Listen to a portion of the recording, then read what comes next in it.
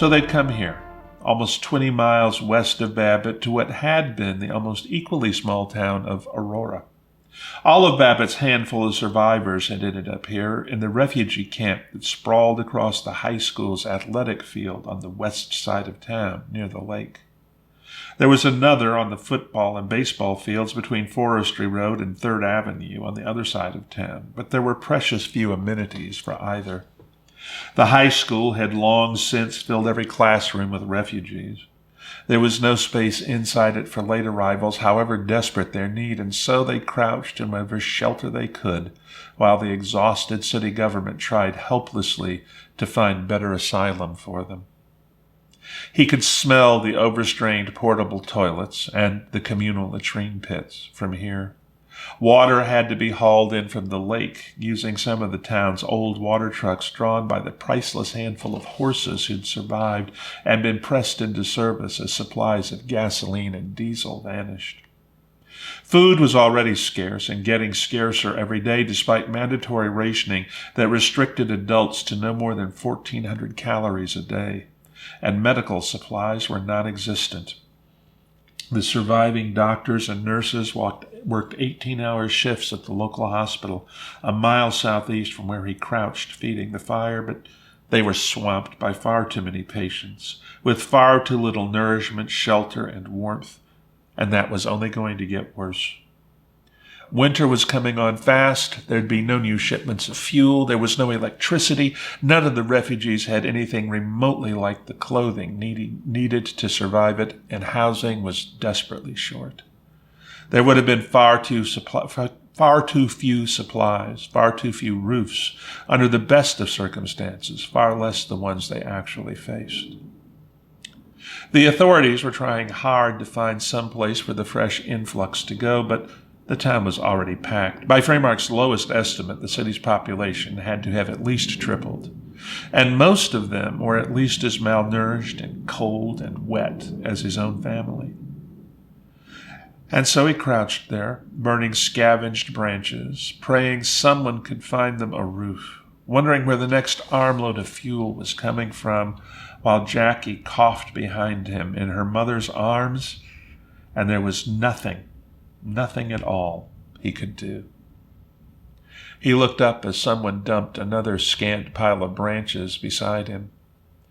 "City police just dragged in a flatbed of downed trees," Alex Jackson said, squatting on his heels and laying the axe he'd salvaged from the burned farm's barn beside him. He looked at least a decade older than his 15 years. "I was over there with the axe." He twitched a parody of a smile. "Gave me first dibs for helping cut it." He shrugged. "Supposed to be a wheelbarrow load headed this way in another half hour or so." "Good, Alex." He reached out, squeezed the boy's shoulder. "Good." He put all the approval left in him into those 3 words, and God knew Alex deserved it. His parents and his sister had caught a ride into Babbitt with Dennis on that terrible day. The Fremarks were all he had left, and Louis Fremark put an arm around him and hugged hard, eyes burning, as he thought about Dennis. Thought about his broad shoulders, his curly hair, his mother's eyes, about the way his son, had always had a smile for his mom, a joke for his kid brother, his sisters. And Fremark had been even prouder of his boy when he paused quietly outside the closed bedroom door one rainy autumn night and heard Dennis, the perpetually smiling, the always optimistic, weeping with quiet desperation when he thought no one else could hear. Dennis, who the puppies had taken from him and from Janice.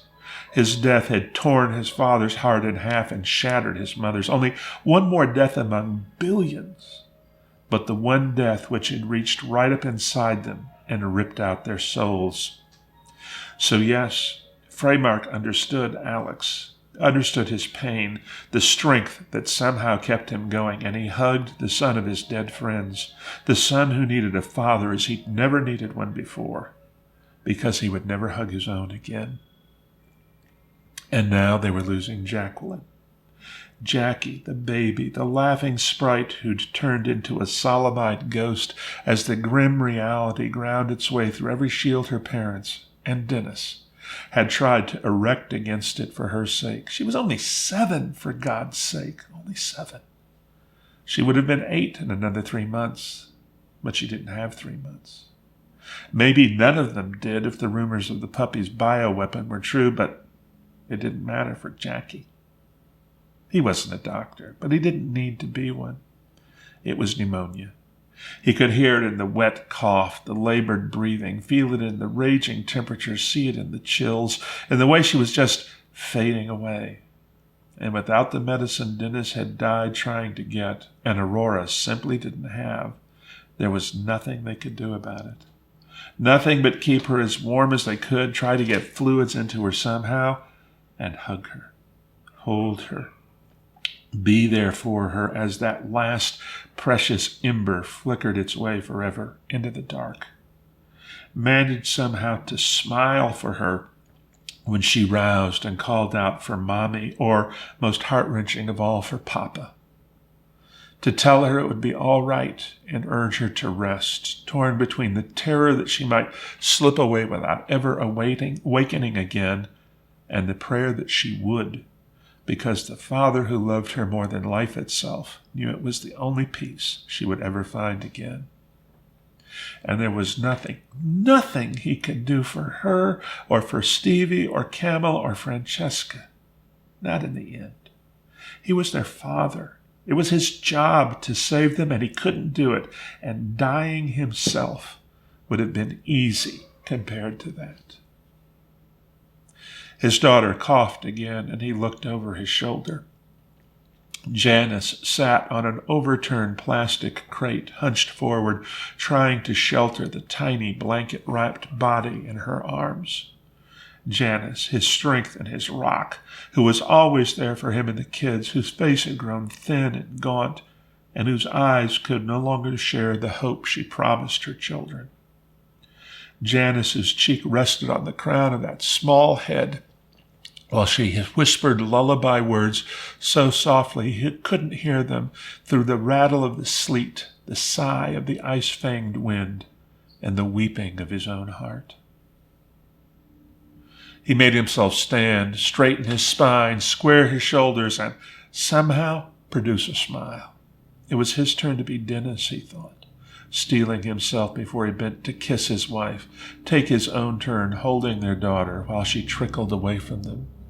He froze, his head jerking up as a sound he hadn't heard since before the day came thumping out of the windy, frigid dark. "Louis!" Janice cried, struggling to her feet with Jackie in her arms, while the other kids jerked upright in the pitiful nest of blankets where they'd huddled together, sharing body warmth. "I hear it," he said tautly, and picked up the rifle he'd clung to through fire and water and cold. He could remember Jake teasing him the summer when he'd loaded the magazine by hand without stripper clips and gotten the overlap on the rimmed 303 cartridges wrong and locked up the magazine. This time he was sure he had them in the right sequence, even if it wasn't going to matter in the end. "Stay here," he said flatly. "Alex, stay with Aunt Janice. Keep her and the baby safe. Frankie," he took time to throw one arm around his 14-year-old daughter, hugging her hard. "Take care of Mom." "Dad," she whispered into his chest, "don't go." She looked up, eyes gleaming with upwelling tears and a face that was far too thin. "Stay with us."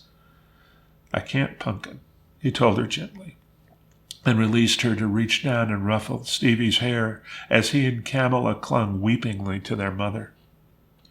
He looked up, met Janice's eyes, and saw the knowledge in them, the knowledge that she would never see him again, and that it probably wouldn't matter in the end, but that he had to try anyway.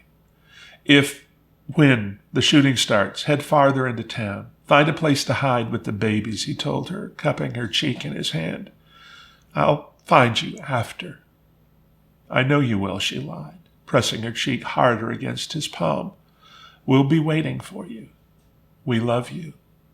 Her voice wavered on the last 3 words, and he closed his eyes for a moment. Then he opened them again. "I know," he said, and leaned close, kissed her forehead. Then he drew a deep breath and headed off into the wind and the cold through the suddenly panicked refugee camp as the running lights of not one helicopter, but at least 3 came out of the lowering cloud and circled. They were the first aircraft he'd seen since Fleet Commander Thicare had made what happened to any human aircraft which dared to take the air perfectly clear. Freymark had seen the video Admiral Robinson had posted on the internet, watched 36 Schangair shuttles being torn apart by just 4 F-22s, so he'd understood exactly why Thicare had been so emphatic. A part of him was surprised puppy helicopters sounded exactly like human helicopters, but he shook that thought aside. Rotary wing aircraft were rotary wing aircraft, he supposed. No doubt they had to sound alike. But these were clearly headed for the parking apron between the high school and the sports field. It was probably the only open area big enough for them to set down. The city cops kept it clear as the area where any available supplies could be distributed to the camp, and he made himself move faster, joined by other armed men and women in 1s and 2s and 3s. There were at least 24 of them by the time they reached the parking lot, armed with a motley assortment of weapons. Everything from modern AR-15s to his own ancient Lee Enfield, and God knew what sort of handguns. But 2 things they all had in common: desperate determination and no hope at all. Freymark found a position on the edge of the parking area, kneeling behind a bare-leaved tree in a concrete planter box, and chambered around. At least 2 or 3 helicopters continued to circle, but another one came in slowly, sliding down the darkness behind the blinding glare of its landing lights, and his heart hammered. He had no way of knowing what the puppies intended, but every man and woman around that parking lot knew the Schangair policy. They knew what would happen to every human soul in Aurora if they opened fire. Yet their families, everything in the world they had left to love, were in the camp behind them.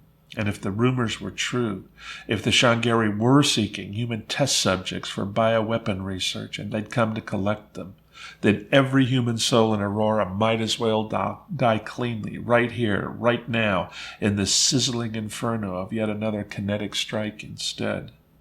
It would be the final and the greatest gift he could give his wife and children, and he knew it. The single helicopter, it was even larger than he thought, was impossible to make out through the dazzling light pouring from it, and spicules of sleet glittered against the brilliance as the icy downblast from the rotors pounded over him. He felt himself hunching together in his thin, sodden jacket as it touched down at last, and the thunder of its rotors eased. They didn't stop turning completely, but they rotated much more slowly now, and he settled behind his rifle, waiting. He'd never seen a Schangair himself, but he'd seen plenty of them on video and heard them speaking through their mechanical translators before the internet died, and now he waited for the inevitable loudspeaker to issue its demands. But it didn't, and then he froze as the first silhouetted shape appeared against the flood of light. It wasn't a Schangair. It was a human. It stood there by itself, motionless for a good 30 seconds, and then Louis Freymark watched in disbelief as 3 more figures joined it. Then the landing lights switched off, although the running lights remained lit, and for the first time he could actually see them. 3 men and a woman stood there, waiting with obvious patience, and Freymark swallowed hard as he recognized the U.S. Army's camouflage pattern uniform. But the Army was dead. Everyone knew that. And how could human-operated aircraft survive in Schangair-controlled airspace? It was impossible. It couldn't happen. But then he realized he was on his own feet, moving forward, the rifle heavy in his hand, muzzle pointed at the ground, and the compact, dark-haired man, the one who disembarked first, looked up at him. Green eyes glittered with an odd intensity as they reflected the running lights, and he held out his hand. Freymark took it. "Torino," the man said. "Daniel Torino, Major, U.S. Air Force." The words made perfect sense. They just couldn't mean what it sounded like they meant. "Louis Freymark," he heard himself say. "What? I mean, How? The question stammered into fragmented silence, and Torino smiled crookedly. They all looked impossibly clean, impossibly neat and professional. That's going to take some explaining, he said. Short version? The puppies got their asses kicked. What? Freymark felt his eyes bulging in disbelief, and Torino shook his head with an odd compassion. I said it's going to take explaining, and it is. Important thing right now, I've got 5 Chinooks loaded with around 60 tons of supplies and a complete medical team. I need someplace to unload and set up. His hand tightened on Freymark's as desperation, disbelief, and despair turned into sudden, searing hope in the eyes of a father. Think you could help me out with that?